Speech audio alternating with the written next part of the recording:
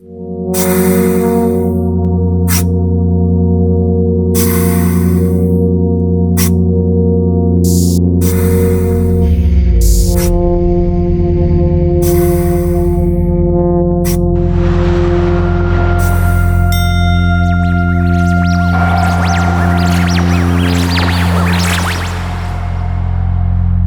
Control, the space pod has landed.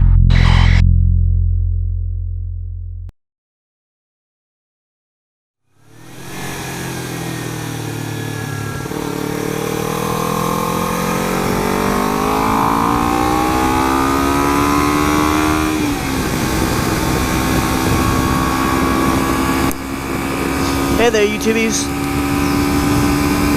So I'm mostly on a maintenance mission. I'm just here to test out my preload caps for the front forks by SSR slingshotracing.net. These puppies right here. Right now I have it so it's set at 3 lines. So basically 2 lines are showing, but it's at the 3rd line. And from what I've read, that seems to be a good starting point. So basically you count 3 lines and that's where you put it, and then you're good to go. So I'm going to do some twisties and see how it feels, and I brought my socket driver with me, 10mm, so I'll be able to adjust it. It's been a little bit since I've ridden. I'll show you what I mean by 3 lines showing in a bit. In the video where I installed it, you can see that I set it to, I think it was 4 lines showing, but yeah, 3 lines showing right there. Good lighting there.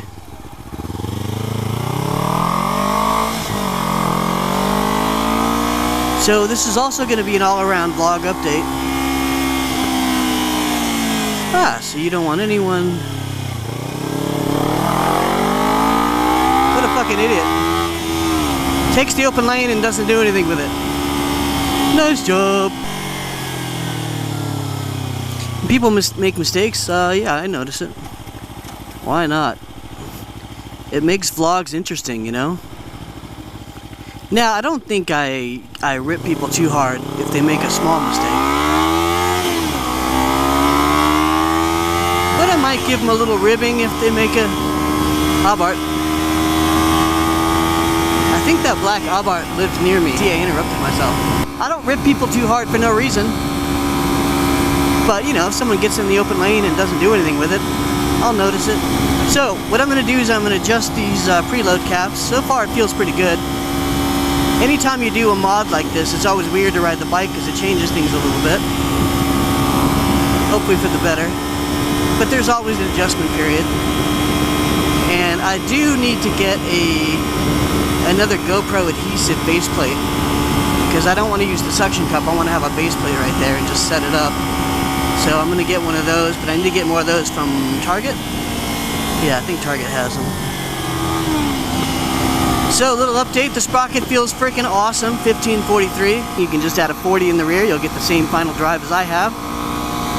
And that's a good thing. But yeah, it feels great. The EBC brakes, the H8 sintered metal brakes in the front feel awesome. They're actually just brake pads. The Ninja 300, when I first got it, the brakes felt really wooden. So that's a big improvement, especially once they're bedded in, but that's true for any brake pad. Got to get them bedded in. The Pozzo levers are awesome, but I knew they would be. I've had Pozzo levers in every bike I've owned except my first bike, which I didn't really mod at all. On the bikes I did mod, which is like 5 or 6 of them, Pozzo levers, here they are right there, blue adjusters.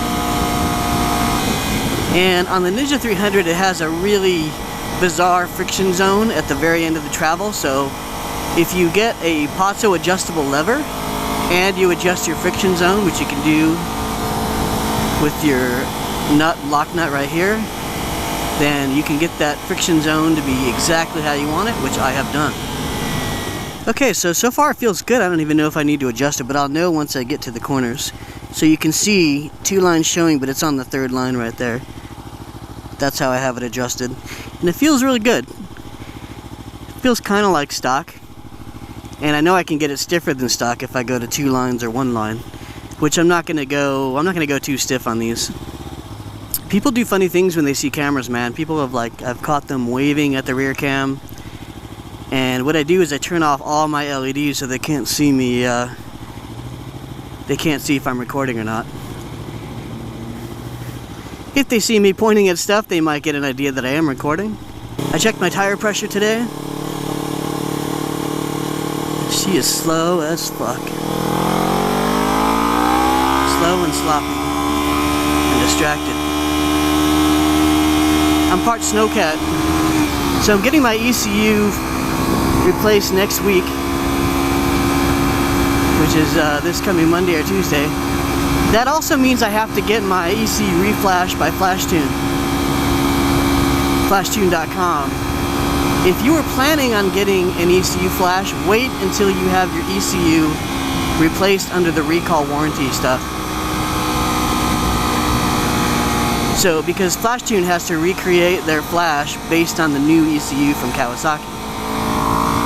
And once they do that, which I believe is in process, then you'll be able to get the correct tune for your new ECU. So, you don't want to have a bad ECU and then flash that.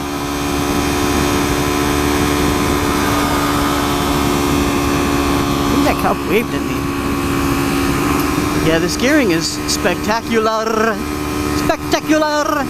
I don't like the mirrors though. I'm gonna get some extending mirrors, and that might be the end of mods for me.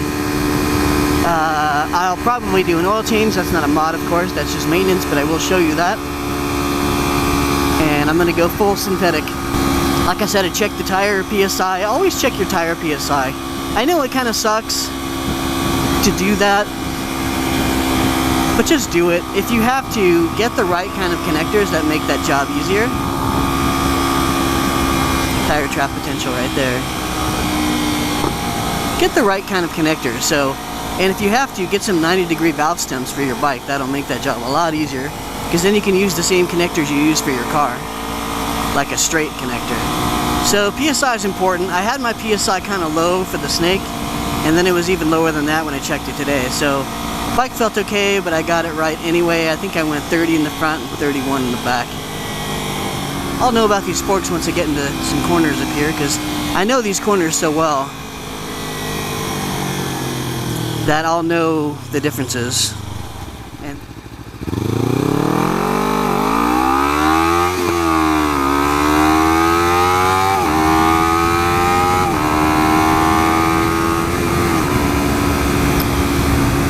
this 300 isn't fast compared to a lot of bikes, but it's fast compared to most cars.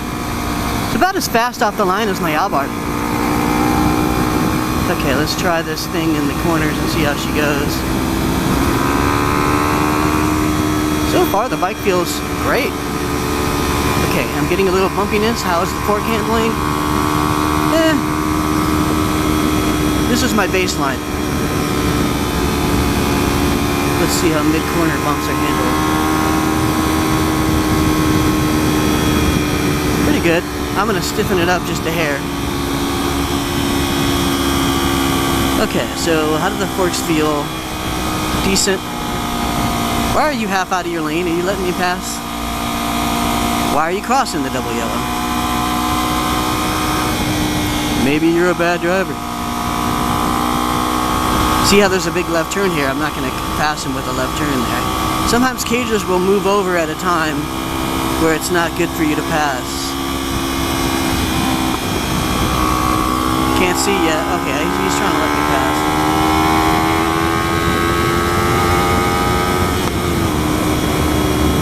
That's cool. It's just sometimes you can't always pass when they want you to pass, or they're trying to let you pass. But that was a nice gesture. I appreciate it. Let's try this corner. Doesn't seem too wobbly or anything, but I think I want a little bit more stiffness here. Insert choke.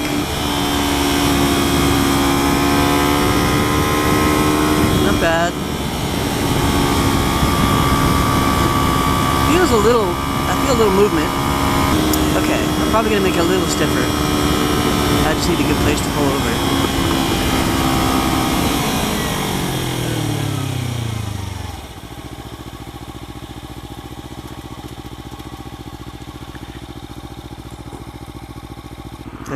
here's my tool. That sounded bad, I am well aware. Okay, let's try 2 lines. Let's try almost 2 lines showing.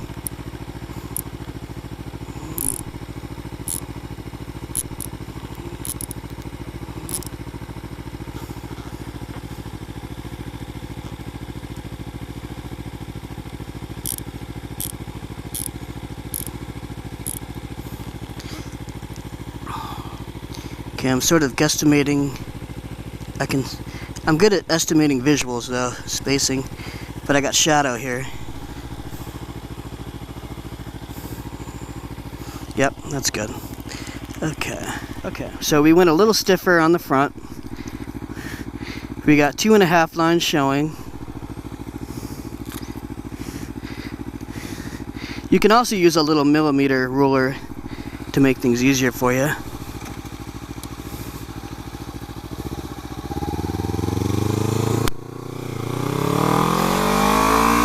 Let's see how this goes. This might be perfect. So, with a stiffer fork in the front, we should have less dive and lift, more trackability in corners. Let's see. Apparently preload does factor into sag, but whenever I have sag measured on a bike, they measure the laden weight on the rear, the unladen and the laden weight, and the laden weight usually is about a 30mm sag.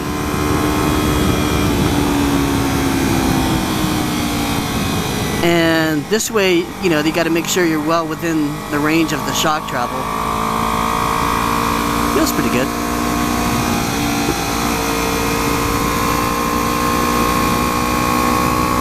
Yeah, I like it.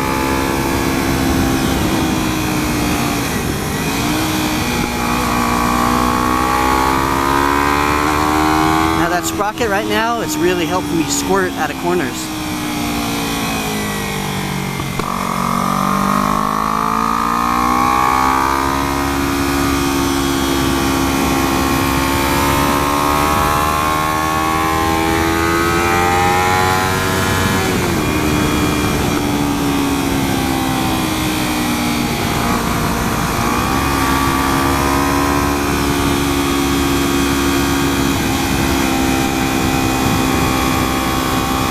Bike feels really planted.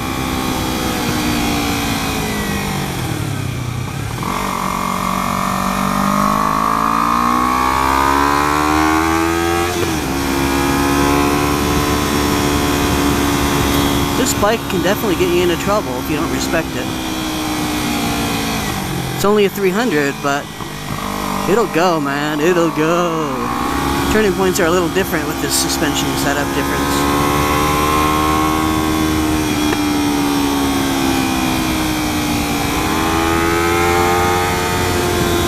Yeah, I really love this 1543 setup. Thanks again, Ninja 300 Stealth from the Kawasaki Ninja 300 forum.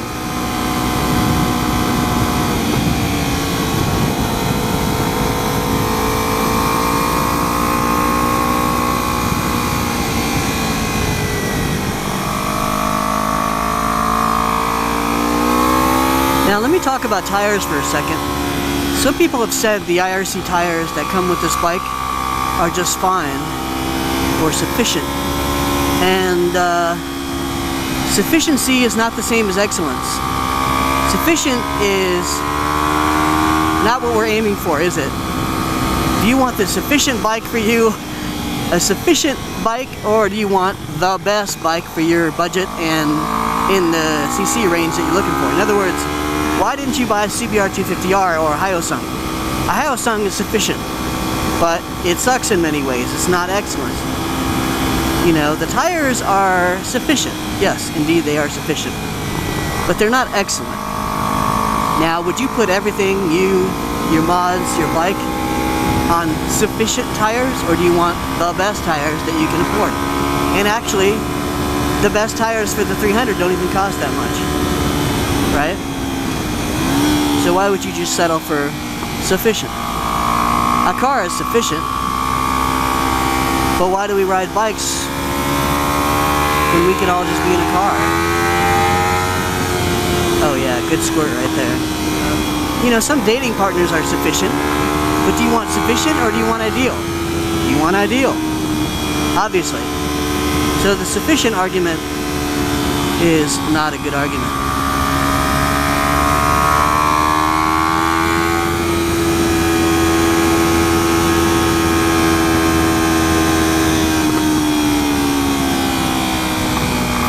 For my money, I want the best tires my money can possibly buy.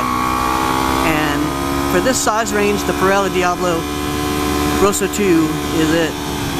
Oh man, I'm sorry to pressure this guy again. Hopefully he uses the turnout.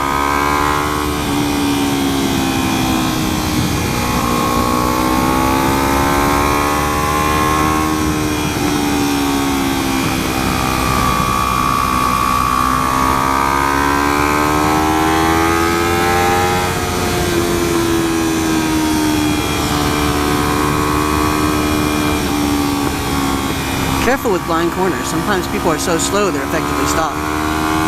So yeah, if you want sufficient, stick with your stock tires. But remember, every mod that you do replaces something sufficient. Kawasaki cannot legally sell you a bike that's unsafe to ride, knowingly. Right? So that's why there's recalls. Right? So when you replace your bars with clip-ons, you just replaced a sufficient item, bars. When you replace your tires, you replaced a sufficient item, stock tires. When you replace your windscreen, you've replaced a sufficient item, the stock windscreen.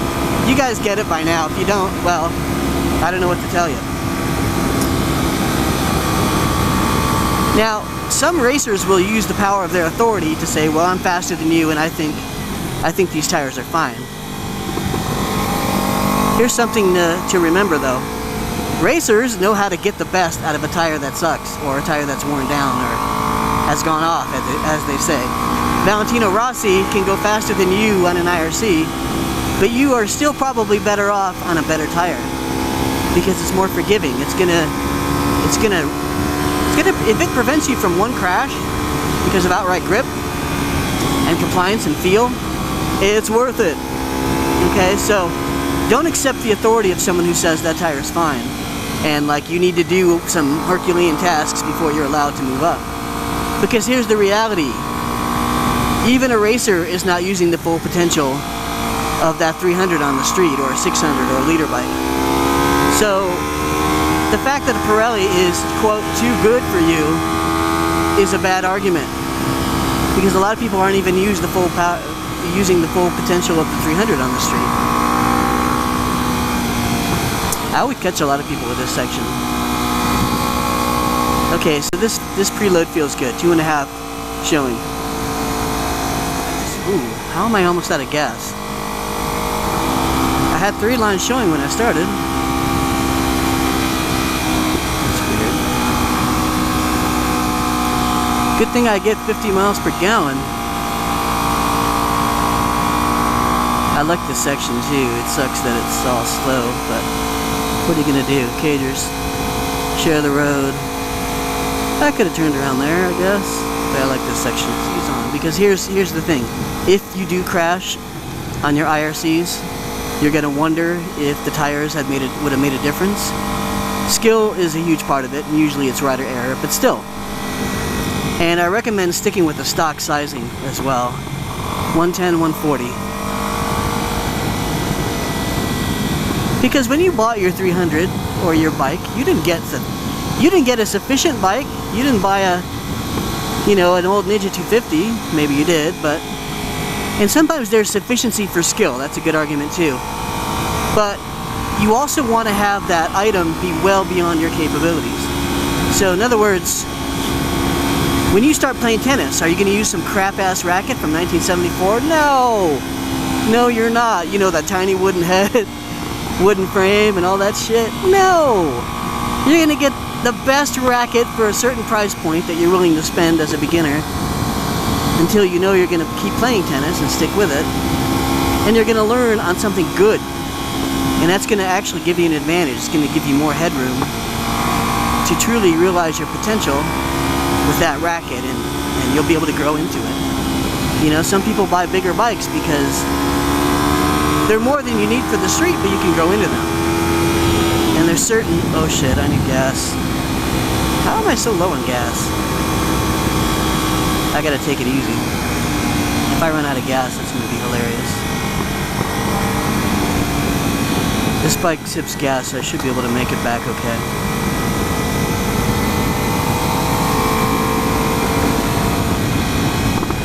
So yeah, my friends, get the best stuff you want to get. Be cost effective, but don't skimp.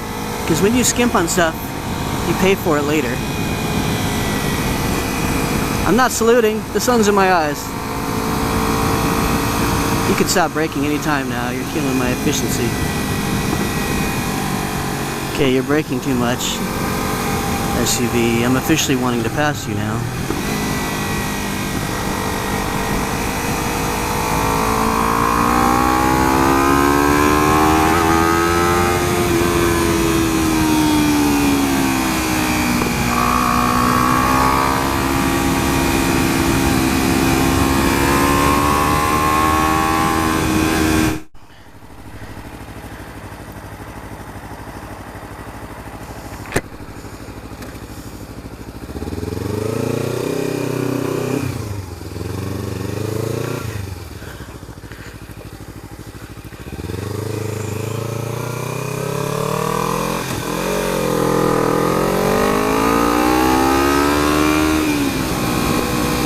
Phew, made it, got gas.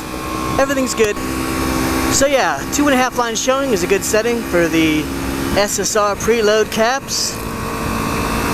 Buy the best stuff you want to get, especially tires. Don't skimp on tires. Don't let anyone else convince you to skimp on tires. It's your body, it's your bike, it's your life. Get the best stuff you can afford. Tires don't even cost that much. So that's it. That's it for this vlog, everybody. Thanks for watching. And if you're interested in Space Pod decals, or you want to get some Ninja 300 ZX3R decals, or some flag decals of your choice, any country, go to spacepod.com. SpacePod out.